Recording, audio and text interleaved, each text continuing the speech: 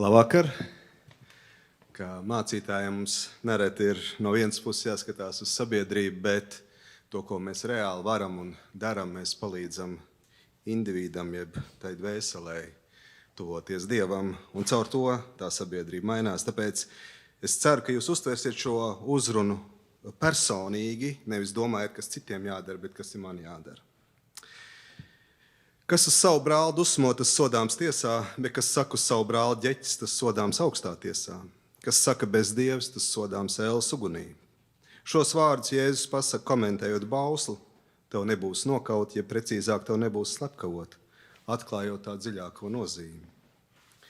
Pirmajā brīdī varētu šķist, ka Jēzus pārspēlē nosaukšanu par muļķi, saistot ar bausli, kurš aizliedz slepkavot. Bet ja šos Jēzus vārdus attiecinām uz politisko procesu un ieskatāmies vēsturē, tad mēs ieraugām, cik viņu vārdi ir skaudri patiesi. Nereti tieši tā notiek ar politiskiem oponentiem.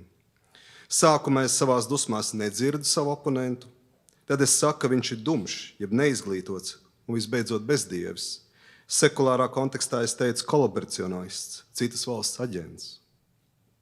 Respektīvi tāds, no kura vispār neko labu nevar gaidīt. Un tad var sekot oponentu izslēgšana no diskursa, viņa depersonalizācija līdz pat fiziskai viņa iznīcināšanai. Ar politisku oponentu es šeit nedomāju terorists, revolucionārs un citādi pret mūsu valsts kopienu naidīgus ļaudis. Ar politisku oponentu es domāju līdzpilsoni, ar kuru man kopā ir atbildība valstiskā kopienā iepratim iepriekšējām paudzēm, vienam pret otru un iepratim nākamajām paudzēm. Jā, mūsu viedokļi kādās lietās atšķirs, bet mums ir jāatrod kopīgs veids, kā šo atbildību realizēt. Arī šeit šodien kādos jautājumos mēs esam politiskie oponenti. Tāpēc sakot, mēs runājam par es un mans politiskais oponents. Iznīcinoša attieksme pret oponentu ir raksturīga diktatūrās, bet nevar noliegt, ka arī demokrātiskās sabiedrībās oponentu apklusināšanas procesi notiek. Ne tik nežēlīgā veidā, kā diktatūrās, bet karjera vai iespēja izteikties publiskajos mēdījos gan var tikt ierobežot. Kā arī Covid laiks spilgti atklāja, cik viegli pat demokrātiskas sabiedrības var pārvērsties par diktatūrai līdzīgām sabiedrībām, kurā notika cilvēku segregācija faktiski pēc vienas pazīmes – potēts pret Covid-19 un nepotēts pret Covid-19. Pārsteidzošais tajā visā bija tas, ka pietiekoši lielai sabiedrības daļai, tepat mūsu, tā jau mazajā Latvijā, tas šķita pieņemami un atbalstāmi. Piemēram, tas, ka vecāki nepotēšanās dēļ tika atlaisti no darba, un tādējādi gan viņiem, gan viņu nepilngadīgiem bērniem tika liekti iztikas līdzekļi. Visbiežāk tas tika panākts ierindojot oponents muļķu kategorijā. Kaut citos apstākļos tie paši cilvēki tieši šādu segregācijas atbalstīšanu uzskatīt par neiedomājumu muļķību, ko varētu aizstāvēt tikai muļķi. Tāpēc kurš kurā brīdī ir muļķis, mēs nekad nevaram zināt.